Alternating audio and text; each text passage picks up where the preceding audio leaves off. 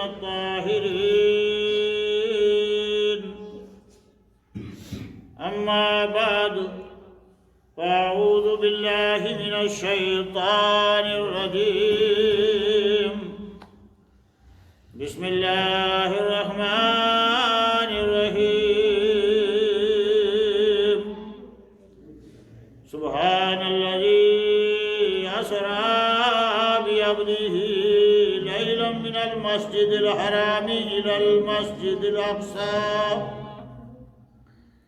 الذي باركنا حوله لنريه من آياتنا إنه هو السميع البصير. صدق الله المولانا العظيم وبلغنا رسوله النبي الكريم ونحن على ذلك لمن الشاهدين والشاكرين والحمد لله رب العالمين.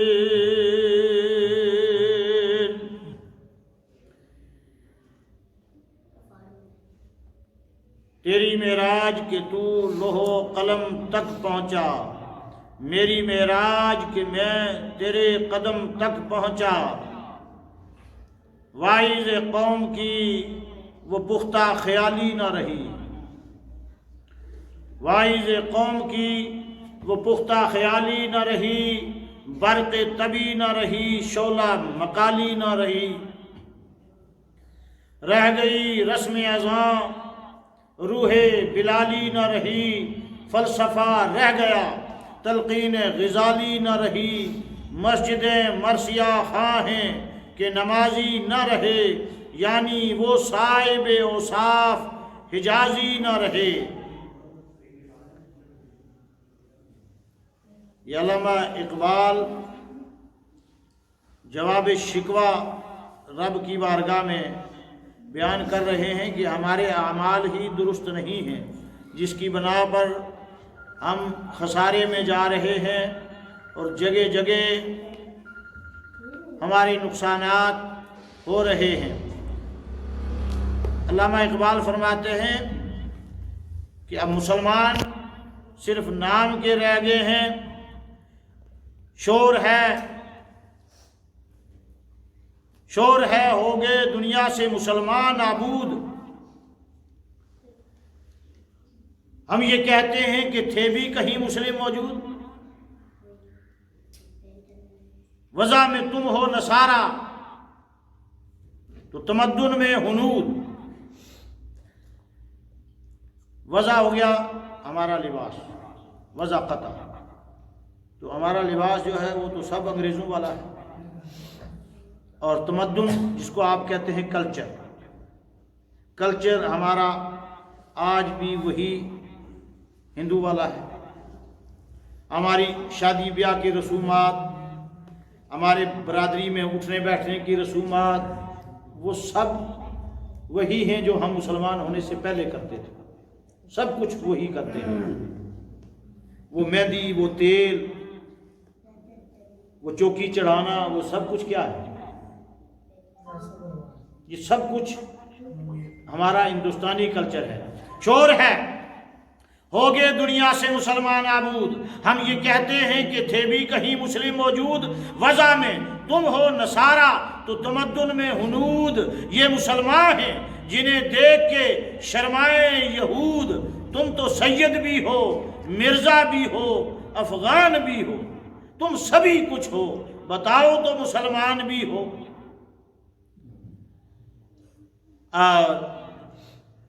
میں جمعے میں عرض کر چکا ہوں کہ سب سے بڑا معجزہ ہے معراج. آسمان کی بلندیوں کو طے کرنا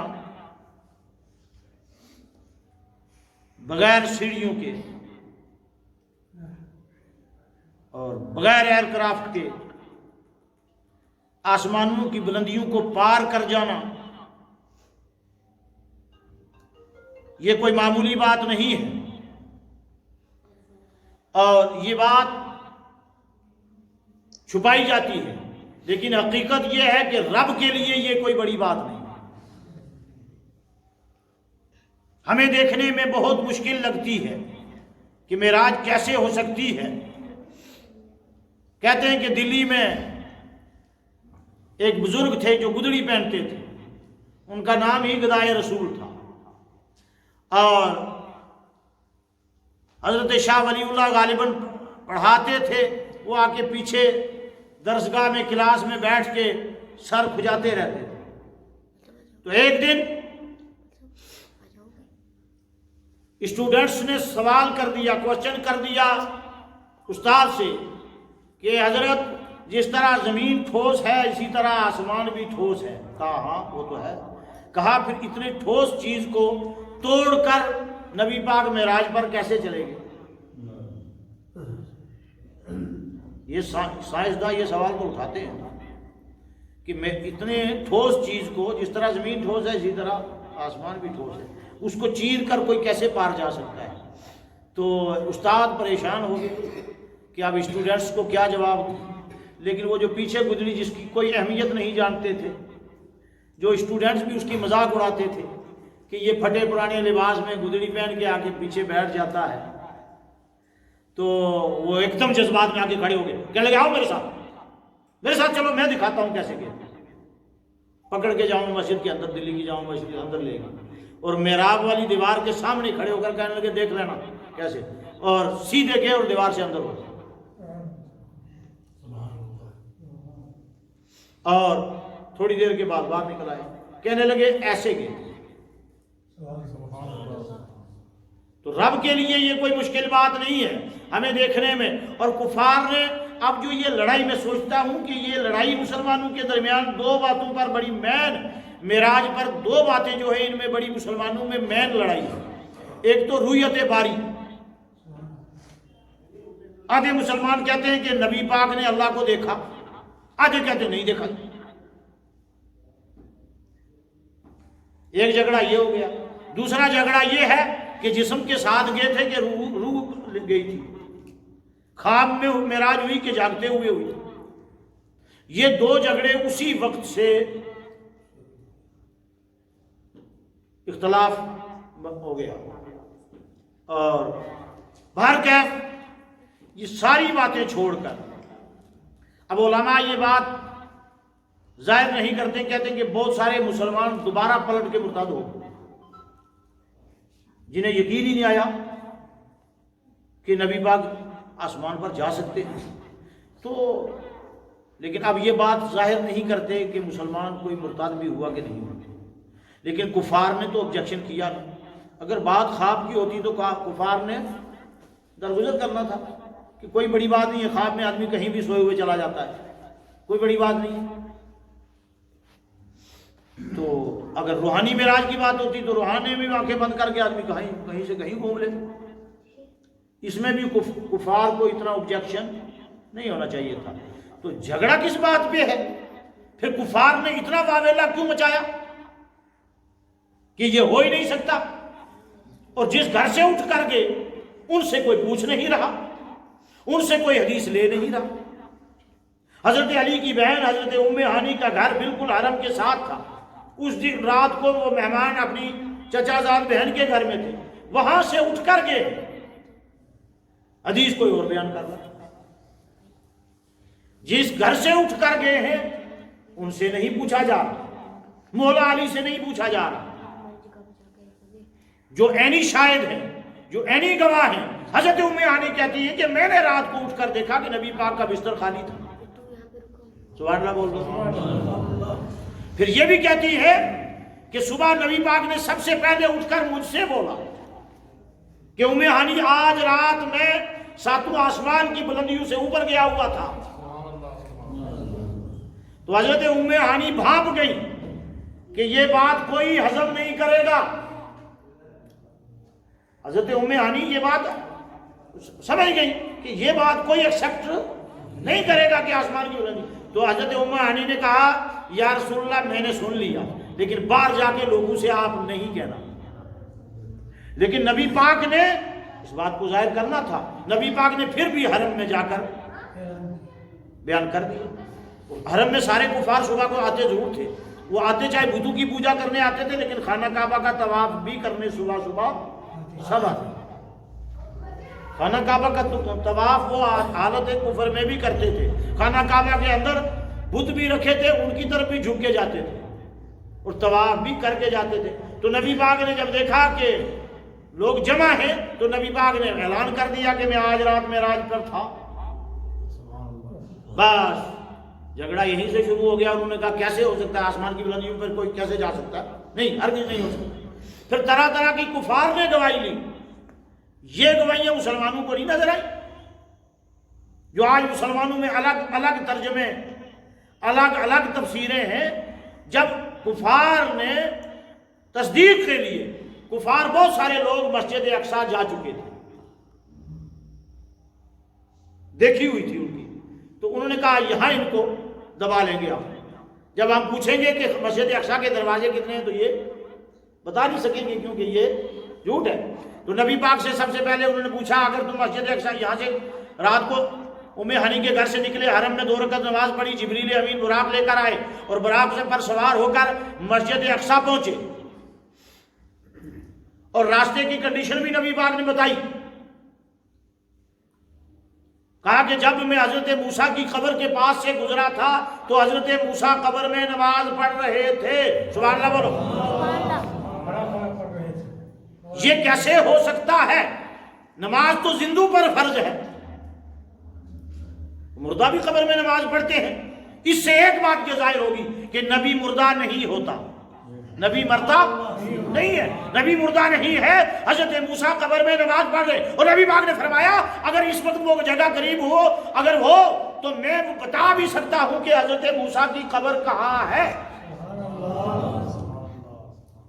نبی پاک نے فرمایا میں نے یہ بھی دیکھا جاتے ہوئے راستے میں نے یہ بھی دیکھا کہ جبریل نے ایک موقع پر براق کو روک کر کہا کہ یا رسول اللہ یہ وہ جگہ ہے جہاں حضرت عیسیٰ پیدا ہوئے، حضرت مریم جس درخت کے نیچے بچہ پیدا کیا، یہ وہ جگہ ہے۔ پیارے آقا فرماتے ہیں میں براق سے اتر گیا، میں نے اتر کر وہاں 2 رکعت نماز پڑھی۔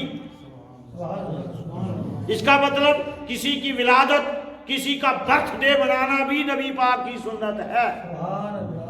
حضرت عیسیٰ کی جس جگہ پیدا ہوئے اس جگہ اتر کر نبی پاک نے ان کی ولادت کا جشن منایا، 2 رکعت نماز پڑھی، یہ بھی بتایا۔ اور پھر فرمایا پھر میں مسجد اقصی گیا، مسجد اقصی میں نے دیکھا تو 1.25 لاکھ انبیاء کرام جمع تھے۔ جہاں انبیاء کرام نے اپنی سواری باندھی ہوئی تھی، ہم نے بھی اپنا براق وہیں باندھ دیا، یہ بھی بتا دیا، پھر بھی یقین نہیں۔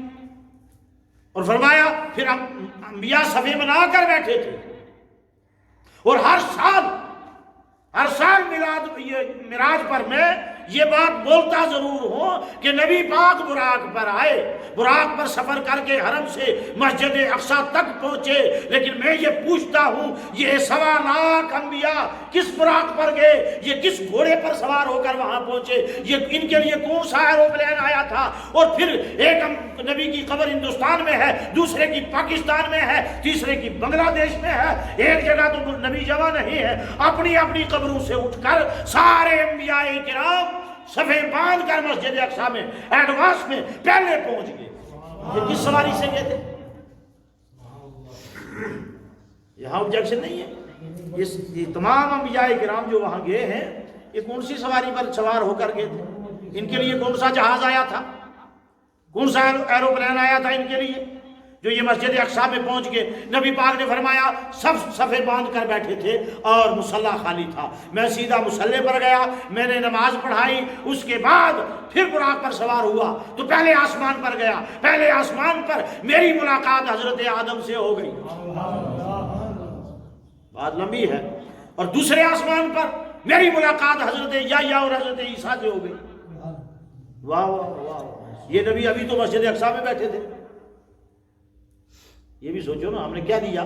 پہلے آسمان پر حضرت آدم تھے، تھوڑی دیر پہلے مسجد اقصی میں بھی تو یہی تھے کہ نہیں؟ حضرت آدم نبی ہے نا، حضرت آدم مسجد اقصی میں تھے، حضرت عیسیٰ بھی مسجد اقصی میں تھے، حضرت یحییٰ، حضرت زکریا، حضرت دانیال، یہ سارے تو مسجد میں تھے، مسجد اقصی میں تھے۔ نبی پاک براق پر یہ ہے، یہ ان سے پہلے آسمان پر، دوسرے آسمان پر، تیسرے آسمان پر حضرت یوسف ہے، اور چوتھے آسمان پر حضرت موسیٰ ہے، اور پانچویں آسمان پر حضرت ہارون ہے، چھٹے آسمان پر حضرت ادریس ہے، ساتویں آسمان پر حضرت ابراہیم ہے۔ یہ کس سواری سے پہلے پہنچ گئے؟ نبی پاک یہ خود بیان کر رہے ہیں کہ جب میں مسجد اقصی میں پہنچا تو سارے انبیاء پہلے وہاں موجود تھے، مسجد سے اقصی سے نکلا تو مجھ سے پہلے ہی وہاں پہنچ گئے۔ کیسے پہنچ گئے؟ اور پھر میں نے سب کو سلام کیا، سب نے سلام کا جواب دیا۔ جب ساتویں آسمان پر گیا تو حضرت ابراہیم جو ہے وہ ٹیک لگائے بیٹھے ہوئے تھے۔ اب یہ سب کچھ بتا رہے ہیں نبی پاک، لمبی حدیث ہے، لیکن پھر بھی جھگڑا مسلمانوں میں۔ کافروں نے تو اختلاف کیا، وہ الگ بات تھی، کافروں نے کہا یہ نہیں مانی، کہا نہیں مانیں گے، یہ سب جھوٹ ہے، یہ بتاؤ اور کوئی نشانی بتاؤ۔ تو نبی پاک نے فرمایا ایک نشانی اور ہے، جب معراج سے میں اترا، میں نے گزشتہ جمعہ پڑھا تھا والنجم اذا ہوا، قسم ہے چمکتے ستارے محمد کی، جب وہ معراج سے اترے، اذا ہوا، جب وہ معراج سے اترے، تو نبی پاک نے فرمایا جب میں معراج سے اتر کر واپس مکہ آ رہا تھا تو راستے میں نے دیکھا ایک قافلہ آ رہا تھا، اور ان کا اونٹ گم تھا، ان کا اونٹ گم تھا، ان کے کچھ آدمی، اونٹ سرخ رنگ کا تھا، میں نے ایک پیڑ کے ساتھ اس کی جو ہے رسی اٹکی ہوئی تھی، اور میں نے دیکھ لیا سرخ رنگ کا اونٹ تھا، اور قافلے والے اونٹ تلاش کر رہے تھے۔ میں نے آواز لگا کے ان سے یہ بھی کہا کہ اونٹ فلاں جگہ اس کی رسی اٹکی ہوئی ہے۔ ہاں اب تو مل گیا بہانا کافلوں۔ اچھا وہ قافلہ اب کسی کی چال کا کیا پتا ہے، کوئی یہاں سے چل کے اوپر سڑک تک پہنچے کتنی دیر میں پہنچے گا، کوئی دھیرے چلتا ہے کوئی تیز چلتا ہے، لیکن قافلوں نے تو بہانا ڈھونڈنا تھا۔ انہوں نے کہا اچھا یہ بتاؤ وہ قافلہ پھر مکہ کب پہنچے گا؟ تو اب نبی پاک نے بھی آئیڈیا سے اندازے سے فرما دیا کہ سورج غروب، مجھے ایسا میرا تجربہ ہے کہ سورج غروب ہونے سے پہلے پہنچ جائے۔ کافر سارے کہنے لگے اس سے پہلے، کافروں نے کہا چلو پھر چلو جبل ابو قبیس پر چڑھ کر دیکھتے ہیں کہ قافلہ کہاں پہنچا ہے، آ رہا کہ نہیں آ رہا۔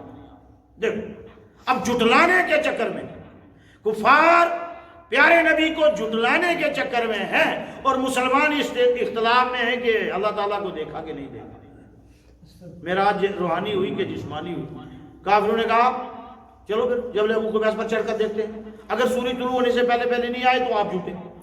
نبی پاک نے فرمایا ٹھیک، حالانکہ نبی پاک نے تو اندازے سے کہا تھا نا، اب کیا پتا وہ کتنی تیز آ رہے ہیں، سپیڈ میں آ رہے ہیں، راستے میں کہیں پڑاؤ لگا لیا تو ہے یا کیا ہے۔ نبی پاک کو یہ بھی تو ہو سکتا ہے نا وہ قافلہ راستے میں کہیں رک جائے، خیمے لگا لے، کل صبح آئے، لیکن نبی پاک نے اندازے سے بتا دیا نہیں، سورج غروب ہونے سے پہلے مکہ میں داخل ہو گیا۔ جبل ابو قبیس پر تمام کفار پورا مکہ شہر نکل کر جبل ابو قبیس پر چڑھ کے جمع ہو گیا۔ دیکھتے ہیں آج محمد صلی اللہ علیہ وسلم کو جھوٹا کر کے ہی چھوڑیں گے، اور رب نے کہا اے کافرو تم جتنی بھی جتن کر لو میں اپنے حبیب کو جھوٹا نہیں ہونے دوں گا۔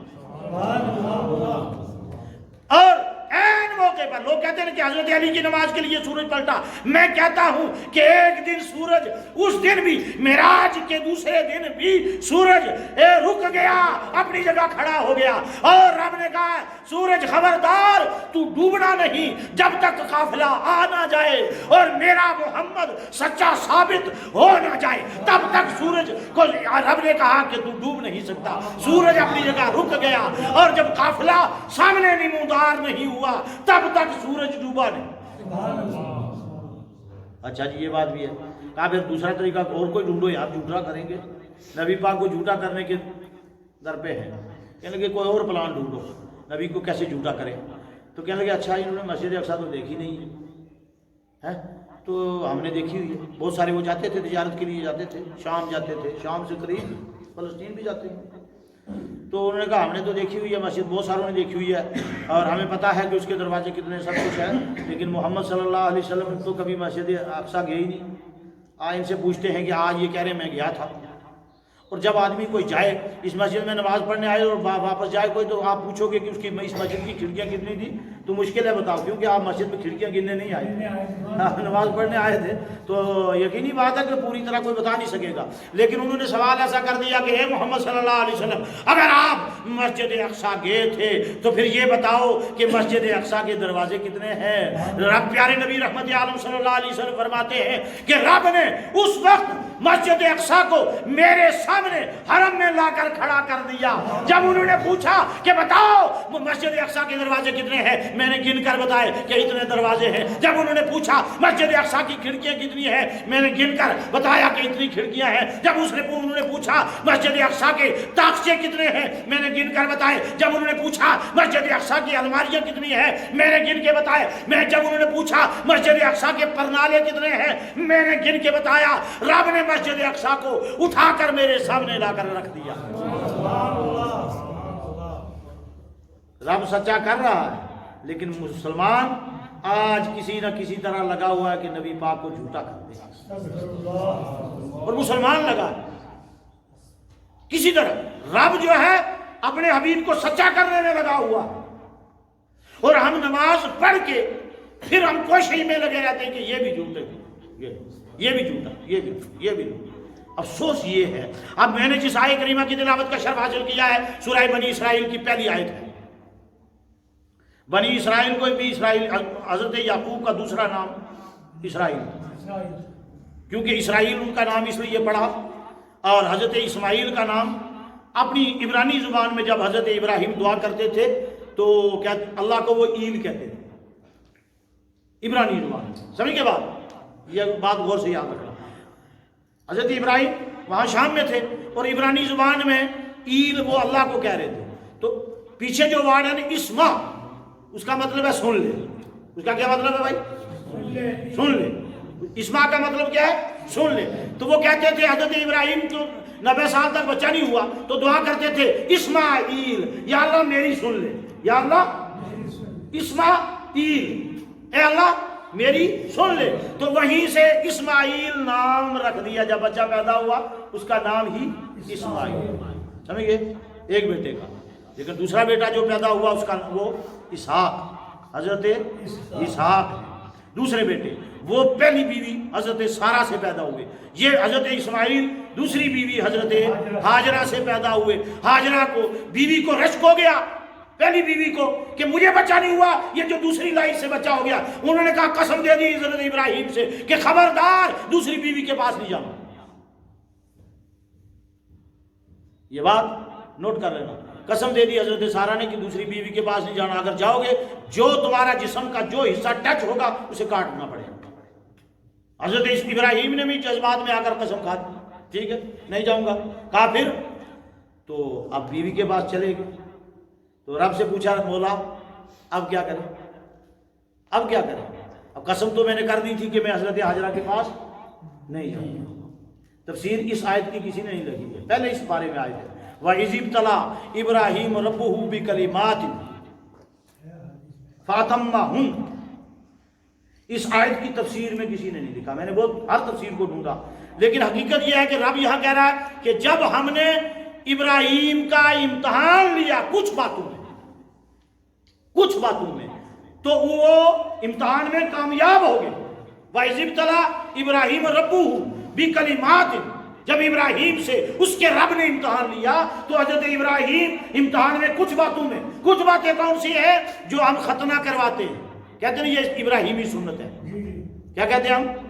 ابراہیمی سنت ہے، ہم یہ کہتے ہیں۔ غور سے سننا، یہ حضرت ابراہیم کی سنت کیوں ہے؟ جو حضرت ابراہیم نے قسم کھائی تھی کہ حضرت ہاجرہ سے اگر میں ٹچ ہوں گا تو جو حصہ ٹچ ہوگا اس کو کاٹ دینا ہے، تو حضرت ابراہیم کو رب نے کہا، ہم جو ہے نا بچہ مرنے والے کا ایلا بھی کرتے ہیں اسی طرح کہ یا اللہ زندگی بھر کی اس کی نمازیں جو ہے اس کے بدلے چند سیر دانے ہم رکھ کے ان کی معاف کروا دیں، اس کو کہتے ہیں ہم ایلا۔ ہمارے یہاں جموں میں ہوتا ہے، کشمیر میں نہیں ہوتا، پنجاب میں ہوتا ہے، پاکستان کے پنجاب میں بھی ہوتا ہے، جموں کشمیر میں نہیں ہوتا، یو پی وغیرہ میں بھی نہیں ہوتا۔ لیکن حضرت علامہ مفتی احمد یار خان نعیمی نے اس ایلا کو، جو ہم مرنے والے کا مرنے کے بعد ایلا کرتے ہیں، اس کو انہوں نے اس حساب سے جائز قرار دیا ہے کہ ہاں ان کی بخشش کا یہ بھی سامان ہو سکتا ہے۔ جب حضرت ابراہیم نے قسم اتنی بڑی کھائی جب حضرت ابراہیم نے قسم اتنی بڑی کھائی تھی کہ یا اللہ اگر میں ٹچ ہو جاؤں گا بیوی سے، جو حصہ ٹچ ہوگا اس کو کاٹ دوں گا، تو اب جب ٹچ ہو گئے تو رب نے کہا، رب سے اب کہا مولا قسم کھا لی تھی اب کیا کروں؟ کہا ختنہ کروا دو، قسم پوری ہو جائے گی۔ سبحان اللہ بولو نا بھائی۔ ہاتھ ٹچ ہوا، کہا ہاتھ کے ناخن کاٹ لو، قسم پوری ہو جائے گی۔ پیر بھی ٹچ ہوئے، کہا ہاں ٹچ ہوئے، کہا پیروں کے ناخن کاٹ لو، قسم پوری ہو جائے گی۔ اور پھر کہا منہ ٹچ ہوا، مونچھیں تراش لو، قسم پوری ہو جائے گی۔ سمجھے بات؟ یہ حضرت ابراہیم کی جو حضرت سارہ نے قسم دی تھی، اس کے بدلے میں یہ 10 باتوں میں حضرت ابراہیم امتحان میں کامیاب ہو گئے، اور اس کو کہتے ہیں ہم ایلا۔ حضرت ابراہیم سے جب رب ایلا کروا سکتا ہے، حضرت ایوب بیمار ہو جائیں، قسم کھا لیں کہ میں بیوی کو مار دوں گا اگر میں ٹھیک ہو گیا، تو بیوی دیر سے آئی تھی بازار سے، بازار سودا بھی وہ لاتی تھی، آ کر حضرت ایوب کو نہلاتی بھی تھی، ان کے کیڑے صاف بھی کرتی تھی۔ ایک دن وہ بازار سے دیر سے آئی اور بیماری میں غصہ بہت آتا ہے، حضرت ایوب علیہ نبینا علیہ الصلوۃ والتسلیم کو غصہ آ گیا کہ اگر میں ٹھیک ہو گیا تو تجھے میں 100 کوڑے ماروں گا۔ اس کو کہتے ہیں ایلا۔ حضرت ایوب جب ٹھیک ہو گئے تب خیال آیا کہ میں نے قسم کھائی تھی، اب کیا کروں؟ اگر بیوی کو 100 کوڑا ماروں گا یہ تو مر جائے گی، اور اگر نہیں مارتا ہوں تو قسم میری کہاں جائے گی؟ پھر رب سے فریاد کی کہ مولا اب اس قسم کا کوئی ذریعہ بتا۔ اس وقت کفارہ نہیں تھا۔ پہلی امتوں میں یہ بات یاد رکھنا، پہلی امتوں میں اسی سورہ بنی اسرائیل میں تفسیر میں لکھا ہے کہ پہلی امتوں میں کفارہ نہیں تھا، اس امت پر کفارہ، لیکن نبی پاک پر بھی کفارہ نہیں تھا۔ سمجھ گئے بات؟ اگر کسی نے قسم کھائی ہے تو 10 آدمی کو کھانا کھلانا ہے، لیکن نبی پاک نے قسم کھائی تھی۔ سورہ تحریم میں رب نے کہا، اور 2 قسمیں ہیں، بعض نے کہا کہ شہد کھانے کی قسم کھائی تھی نبی پاک نے، بعض نے کہا کہ حضرت ماریہ کے پاس جانے سے قسم کھائی تھی، کیونکہ حضرت حفصہ نے اور حضرت عائشہ نے قسم دی تھی کہ خبردار باری حفصہ کی تھی، آپ حضرت ماریہ کے پاس کیسے چلے گئے؟ قسم کر لو۔ تو حضرت نبی پاک نے جذبات میں آ کر قسم کھا لی کہ آج کے بعد میں ماریہ کے پاس نہیں جاؤں گا۔ تو رب نے کہا، اے محبوب جو میں نے تمہارے لیے حلال کیا ہے اسے اپنے اوپر حرام کیوں کر رہے ہو؟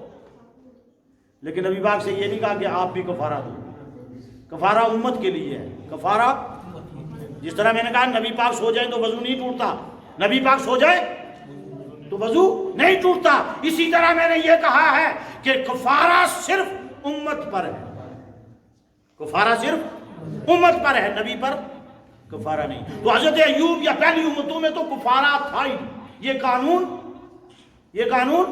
نہیں تھا۔ کفارہ کیا ہے؟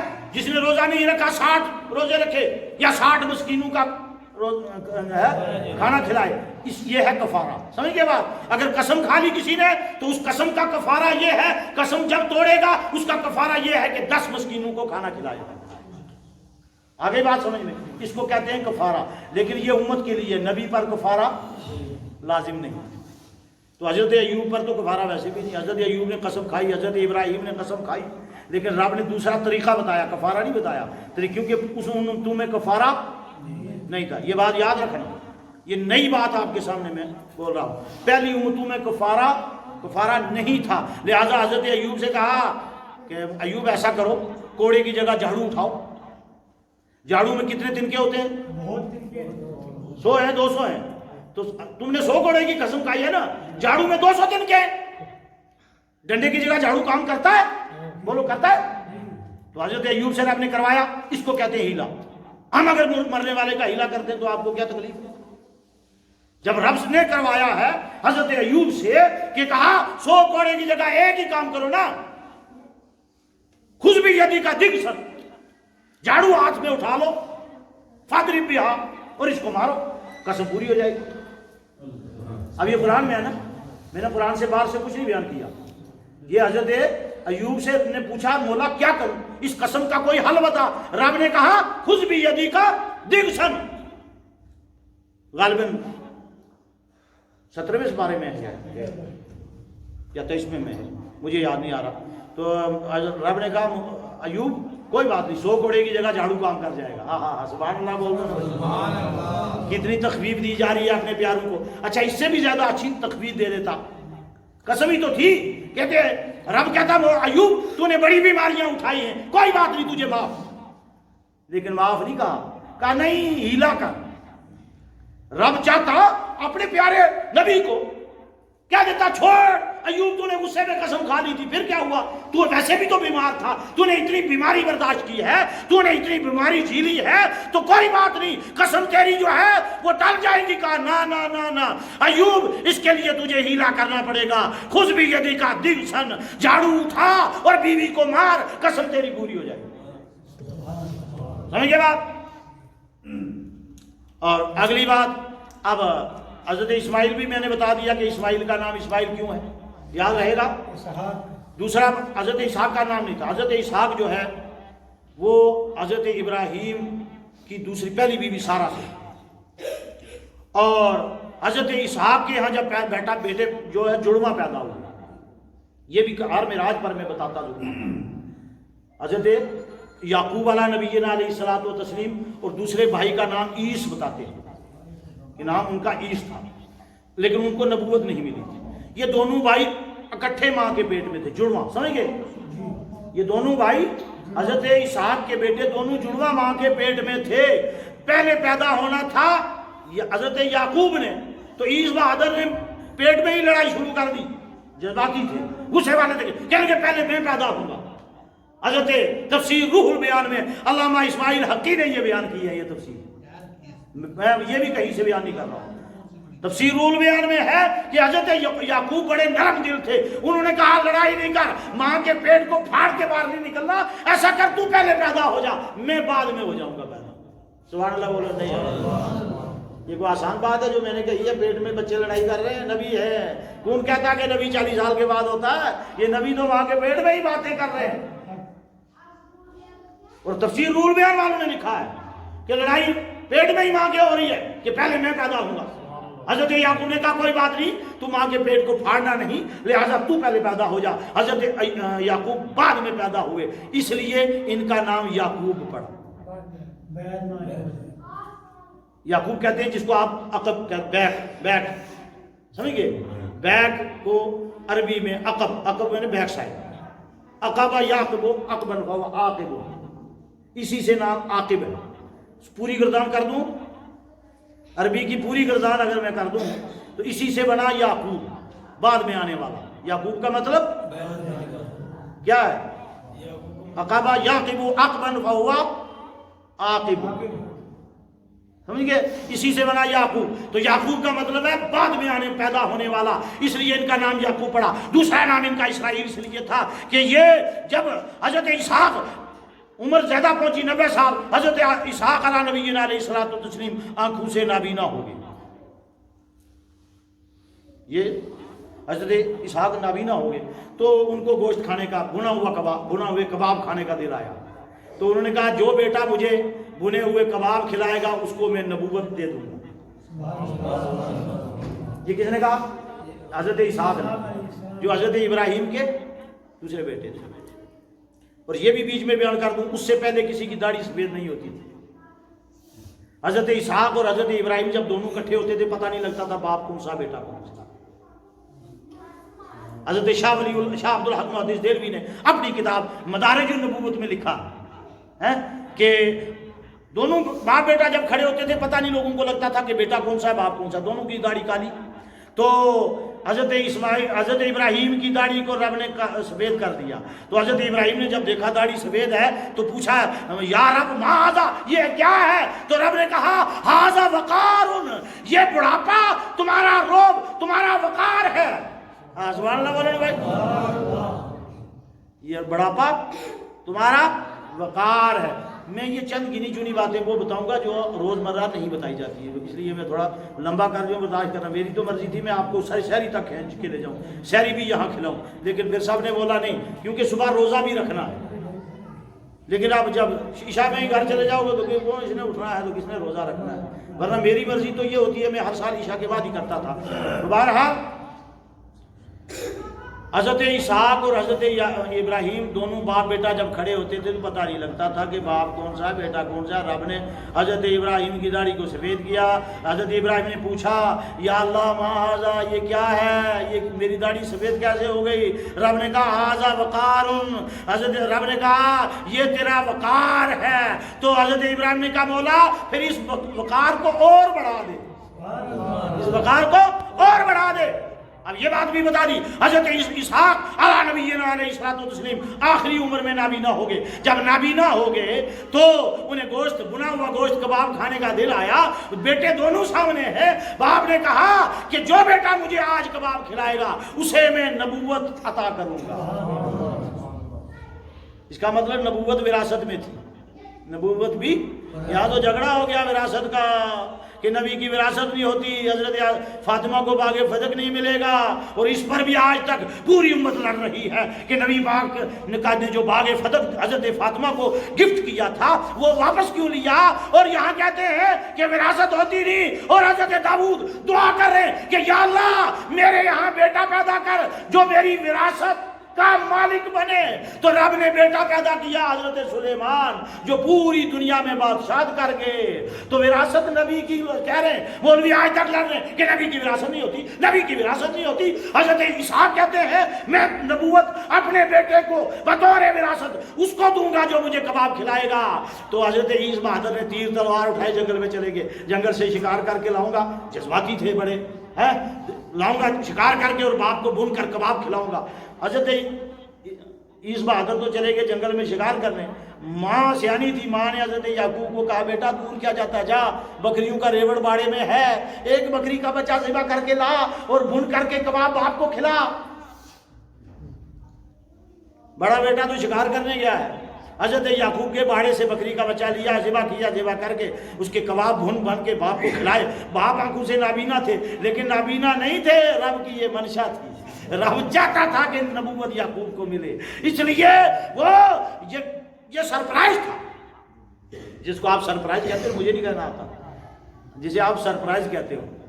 تو بہرحال حضرت رب کی منشا یہ تھی کہ نبوت یعقوب کو ملے. حضرت یعقوب نے کباب بھون کے باپ کو کھلا دیے.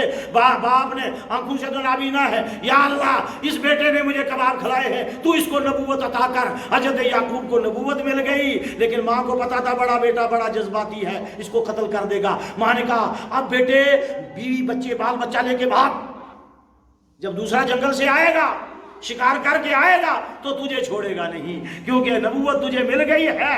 باپ نے اندھیرے میں رکھ کر تُونے باپ کو کباب تو کھلا دیے ہیں لیکن نبوت بھی مل گئی ہے. ایسا نہ ہو کہ وہ آئے تو تجھے قتل کر دے, اس لیے بھاگ جا. حضرت یعقوب علیہ السلام راتوں رات بھاگے, اس لیے ان کا نام اسرا کا مطلب ہے رات کو چلنا. سبحان اللہ بولو. اسرا کا مطلب ہے رات کو چلنا.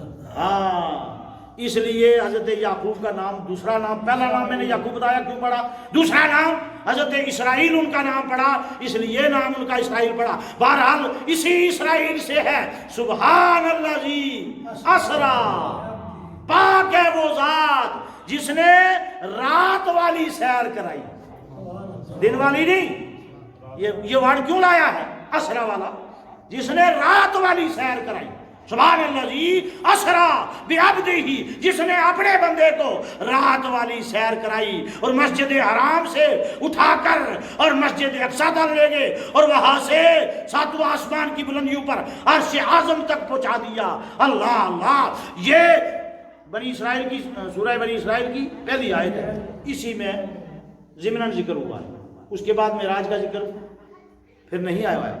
پھر میں نے سورہ نجم جو پڑھی ہے, لیکن احادیث میں بے شمار معراج کا ذکر ہے. تو بہرحال مین بات یہ تھی کہ معراج پر پیارے آقا ساتواں آسمان چڑھ گئے, انبیاء سے ملاقات ہوئی. انبیاء مسجد اقصیٰ میں پہلے تھے, جب نبی پاک آسمانوں پر پہنچے تو انبیاء پہلے وہاں موجود تھے. یہ سب کچھ نبی پاک نے بیان فرمایا ہے کہ سارے نبی وہاں مجھے ملاقات ہوئی مسجد اقصیٰ میں. اور پھر پہلے آسمان پر حضرت آدم سے ملاقات ہوئی, دوسرے آسمان پر حضرت یحییٰ اور حضرت عیسیٰ سے ملاقات ہوئی, تیسرے آسمان پر حضرت یوسف سے ملاقات ہوئی, چوتھے آسمان پر حضرت ادریس سے ملاقات ہوئی, اور پانچویں آسمان پر حضرت ہارون سے ملاقات ہوئی, اور چھٹے آسمان پر حضرت موسیٰ سے ملاقات ہوئی, ساتویں آسمان پر حضرت ابراہیم سے ملاقات ہوئی. یہ نبی ایک وقت میں مسجد اقصیٰ میں بھی کیسے ہیں اور ایک وقت میں آسمانوں پر بھی کیسے ہیں. تم کہتے ہو کہ نبی پیچھے بھی نہیں دیکھ سکتا, رب کہتا ہے کہ یہ نبی تھوڑی دیر پہلے مسجد اقصیٰ میں ہے اور پھر ایک وقت میں قبر میں بھی تھے. حضرت موسیٰ بھی تھوڑی دیر پہلے تو قبر میں نماز پڑھ رہے تھے نا. تم نے نبی کو اپنی طرح محدود سمجھ لیا. کہ نبی بھی بند کمرے میں قبر میں ہے، جس طرح ہم اپنے گناہوں کی وجہ سے قبر میں نہ دائیں ہل سکتے ہیں نہ بائیں ہل سکتے ہیں، ہم نے پھر اپنے نبی پاک کو بھی اسی طرح سوچا کہ نبی بھی اسی طرح قید ہوں گے۔ نبی پاک نے فرمایا کہ موسیٰ قبر میں نماز پڑھ رہے ہیں، پھر جب مسجد اقصیٰ میں گئے تو موسیٰ پہلی صف میں، اور جب مسجد اقصیٰ سے نکل کر گئے آسمانوں پر تو چھٹے آسمان پر ہیں، نیچے بھی نہیں ٹھہرے، پہلے پر بھی نہیں ٹھہرے، دوسرے پر بھی نہیں ٹھہرے، تیسرے آسمان پر بھی نہیں ٹھہرے، چوتھے پر بھی نہیں ٹھہرے، پانچویں پر بھی نہیں ٹھہرے، چھٹے آسمان پر پہنچ گئے ہیں حضرت موسیٰ جو تھوڑی دیر پہلے قبر میں نماز پڑھ رہے تھے، اس کے بعد مسجد اقصیٰ میں پہلی صف میں تھے، اس کے بعد چھٹے آسمان پر بھی ہے۔ کون کہتا ہے کہ نبی ہماری قبر میں نہیں آ سکتے؟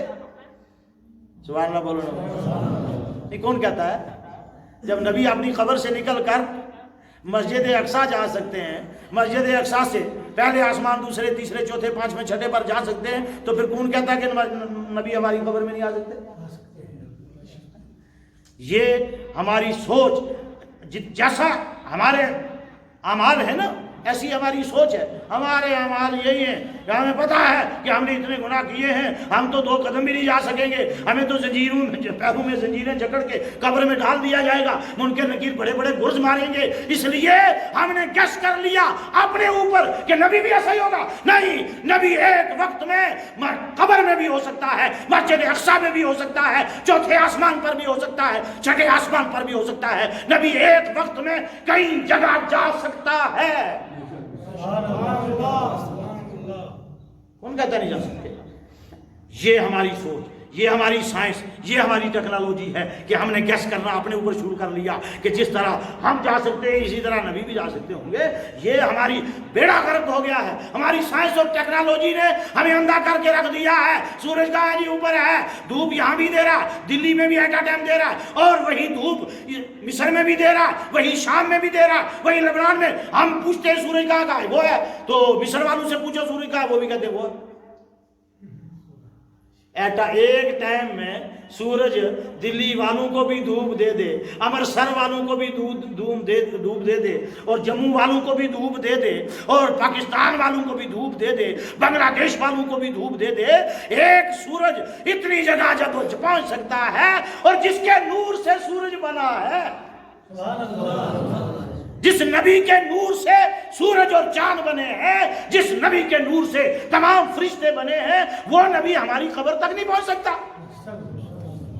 حیرت کی بات ہے یار، کالج میں ٹھگ لیتے ہو ہمارے لڑکوں کو، او جناب بات یہ ہے ایک آدمی بیچارہ کہاں جائے گا، شرابی کی قبر میں جائے گا، زانی کی قبر میں جائے گا، ولی کی قبر میں جائے گا، کہاں جائے گا یار، ایک نبی ہیں آخر ایک سب کی قبر میں کیسے چلے جائیں گے؟ میں نے کہا ہاں جتنی تمہاری عقل ہے، ہمارے لڑکے گھر سے کورے چلے جاتے ہیں کالج میں جا کر وہ بہکا لیتے ہیں، بس یار ایک نبی ہیں کس کی قبر میں جائیں گے؟ تو ہمیں چاہیے کہ اپنے بچوں کو کم سے کم 2 حدیثیں گھر سے پڑھا کے بھیجیں، پھر ہمارا بیٹا وہاں جا کر کالج میں ان کے ہتھے نہ چڑھے جو سائنس اور ٹیکنالوجی پڑھاتے ہیں، اور سائنس اور ٹیکنالوجی کے اینگل سے ہی نبی پاک کو بھی وہ دیکھتے ہیں۔ یہ غور کرنے کا مقام ہے۔ بہرحال حضرت ام ہانی کے گھر سے نبی پاک اٹھ کر کے مسجد حرام میں نماز پڑھی، اور اس کے بعد جہاں وضو کیا، کہتے ہیں جی جہاں وضو کیا جب واپس آئے تو وہاں 18,000 سال آسمانوں پر لگا کر آئے، جب وہاں آئے تو دیکھا جہاں وضو کیا تھا وہ جگہ ابھی بھی گیلی تھی، اور جہاں جو دروازہ بند کر کے گئے تھے اس کی کنڈی بھی ہل رہی تھی۔ تعجب ہو رہا ہے، ارے ایسا کہاں ہو سکتا ہے؟ بہت سارے نے کہا جی کتنے سال رہے؟ 18,000 سال۔ کیا یار یہ کیسے ہو سکتا ہے 18 سال رہے، ادھر واپس جو ہے ادھر ایک پل بھی نہیں گزرا، اور آپ واپس بھی آ گئے، ابھی تو کنڈی جو دروازہ بند کر کے گئے تھے اس کی کنڈی ابھی ہل ہی رہی ہے، ادھر ایک پل گزرا، ادھر 18,000 سال آسمانوں پر گزر گئے۔ رب نے کہا پروٹوکال دیا جاتا ہے، اور شان و شوکت کے ساتھ وزیر اعظم صاحب جب آتے ہیں تو سڑک پر ٹریفک کو جام کر دیا جاتا ہے، اور لوگوں کی آمد و رفت کو جام کر دیا جاتا ہے، اور سڑک کے کناروں پر شاہراہوں پر گارد کھڑی کر دی جاتی ہے کہ وزیر اعظم صاحب آ رہے ہیں، پریزیڈنٹ صاحب آ رہے ہیں، بڑی شان و شوکت کے ساتھ سڑک کو سجایا جاتا ہے، اور سڑک کے دونوں سائڈوں پر گارد کھڑی کر دی جاتی ہے۔ رب نے کہا اے حبیب آج جب تو آسمانوں پر آئے گا تو تیرے لیے پہلے آسمان کو بھی سجا دوں گا، دوسرے آسمان کو بھی سجا دوں گا، تیسرے آسمان کو بھی سجا دوں گا، اور وہاں تو دنیا کا وزیر اعظم جو ہے اس کے لیے ٹریفک جام ہوتا ہے، میں تیرے لیے زمانے کو جام کر دوں گا، زمانہ اپنی جگہ روک دوں گا، جب تک تو واپس نہیں جائے گا تب تک زمانہ آگے نہیں بڑھے گا۔ یہ بات یہ ہے معراج۔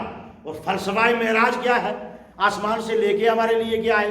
میں نے جمعے میں کہہ دیا تھا آپ کو کہ اپنی اولاد کے لیے کوئی گفٹ نہیں لے کر آئے، حضرت فاطمہ کے لیے مہنگے سوٹ نہیں لے کر آئے، حضرت امام حسن اور امام حسین کے لیے مہنگی گھڑیاں نہیں لے کر آئے۔ مسلمانوں، ہم تو آج جب تک حج پہ جائیں، جب تک شمار کرتے ہیں فلانے کنبے کے فلانے آدمی کے لیے یہ گھڑی ہے، فلانے کے لیے یہ گھڑی ہے، واہ واہ تیرا حج قبول ہو گیا؟ گفٹ لینے گئے تھے کہ حج کرنے گئے تھے؟ تو پیارے نبی بھی چاہتے تو وہاں سے سارے گفٹ اکٹھے کر کے لے آتے نا۔ مولا تیرے پاس اتنے خزانے ہیں، دے دے اتنا سونا، دے دے اتنا چاندی۔ تو رب کے پاس رب کا حبیب جائے اور کچھ نہ لے کر آئے، دنیا نہیں لے کر آئے، آخرت لے کر آئے، کچھ دنیا کا نہیں مانگا، نہ سونا مانگا، نہ چاندی مانگا، نہ ہیرے، نہ جواہرات، کچھ بھی نہیں مانگا۔ مانگا تو یہی مانگا، رب حبلی امتی، یا اللہ تیرے در سے تب تک نہیں جاؤں گا جب تک تم میری گناہگار، میرے ساتھ میری گناہگار امت کی بات کر، میرے ساتھ میری گناہگار امت کی بات کر مولا۔ اگر میں آیا ہی ہوں، تو نے مجھے بلایا ہے تو میرے ساتھ سودا کرنا ہے، تو میری گناہگار امت کا سودا کر دے۔ اور گناہگار امت جو ہے وہ تھوڑی دیر میں راج میں مسجد میں بیٹھنے کے لیے تیار نہیں ہے۔ مولوی صاحب کھانا بھی کھانا ہے، مولوی صاحب پھر گھر میں اور بھی کاروبار ہیں۔ جس امت کے لیے سب کچھ چھوڑا اس امت کا حال دیکھو۔ میں تو مولوی کیا گیا، مولوی تو ڈٹا ہے، تقریر کر کے چلا جائے گا، یار کچھ کتنی دیر کرے گا مولوی؟ کہنے کا مطلب یہ ہے اچھا آسمان سے کیا لائے؟ سارے مولوی کہتے ہیں کہ نماز دے کر ٹھیک۔ فَأَوْحَا إِلَىٰ عَبْدِهِ مَا أَوْحَا، رب کہتا ہے میں نے سیکرٹ بات کی اپنے حبیب سے، یہ بذریعہ وہی نہیں آئی، یہ حضرت جبریل کے تھرو نہیں آئی، جو سیکرٹ بات تھی وہ رب نے وہی کر دی، کہا یہ میری سیکرٹ جو بات ہے اس میں بیچ میں جبریل بھی شامل، اس میں جبریل بھی شامل نہیں۔ اور پھر سورہ بقرہ کی آخری 4 آیتیں جو ہیں ان میں بھی جبریل حائل نہیں ہے، معراج پر ہی یہ سورہ بقرہ کی آخری آیتیں نبی پاک کو دی گئی، اس میں بھی بیچ میں جبریل حائل نہیں۔ سمجھ گئے بات؟ پھر نمازیں آج 50 بتائی تھی، حضرت موسیٰ کے پاس آئے، حضرت موسیٰ نے کہا میری امت پر 2 ہی فرض تھی وہ نہیں پڑھ سکے، تمہاری امت 50 پڑھ لے گی؟ یا رسول اللہ واپس جاؤ کم کرا کے لاؤ۔ پیارے نبی پھر گئے، 5 کم کر دیا اللہ تعالیٰ نے، کہا 5 کم، 45 رہ گئی۔ پھر آئے حضرت موسیٰ کے پاس، حضرت موسیٰ نے پوچھا کتنی رہ گئی؟ کہا جی 45 رہی۔ حضرت موسیٰ نے کہا میری امت کے قد بھی 80 فٹ تھے، تو جہاں تمہارا امتی جو ہے وہ مہینے کا سفر کرے گا وہاں میرا امتی 1 دن میں سفر کرتا تھا، بڑے بڑے لمبے پیر، بڑی بڑی لمبی ٹانگیں تھی، وہ 2 بھی نہیں پڑھ سکے، تمہاری امت 45 کیسے پڑھ لے گی؟ وہاں کم۔ نبی باپ پھر گئے، پھر کم کرائیں، 5 5 9 بار، 9 بار چلتے رہے، 9 بار گئے۔ اور کیونکہ پہلی بار ہی رب کہہ دیتا نہیں، رب چاہتا تھا میرا حبیب مڑ کے آئے، میرا حبیب واپس مڑ کے آئے۔ میں موسیٰ کو بتا دیا تھا پھر واپس بھیجنا، پھر واپس بھیجنا، پھر واپس بھیجنا، ورنہ رب تو پہلے ہی جانتا تھا کہ دیری میں نے 5 ہی، 50 کا بہانہ ہے، 50 اس لیے رکھی ہے کہ میرا حبیب مڑ کے آئے، جی بھر کے دیکھے۔ اور یہاں مولوی لڑ رہے 1 بار بھی نہیں دیکھا، رویت باری پر اختلاف کر رہے مولوی۔ رب کہتا ہے بار بار حبیب آئے، بار بار حبیب مجھے دیکھے میں حبیب کو دیکھوں، حبیب مجھے دیکھے میں حبیب کو دیکھوں، بار بار آ رہے ہیں۔ آخری بار جب 5 رہ گئی حضرت موسیٰ کے پاس آئے تو حضرت موسیٰ نے پوچھا اب کتنی رہ گئی؟ پیارے نبی نے فرمایا 5 رہ گئی۔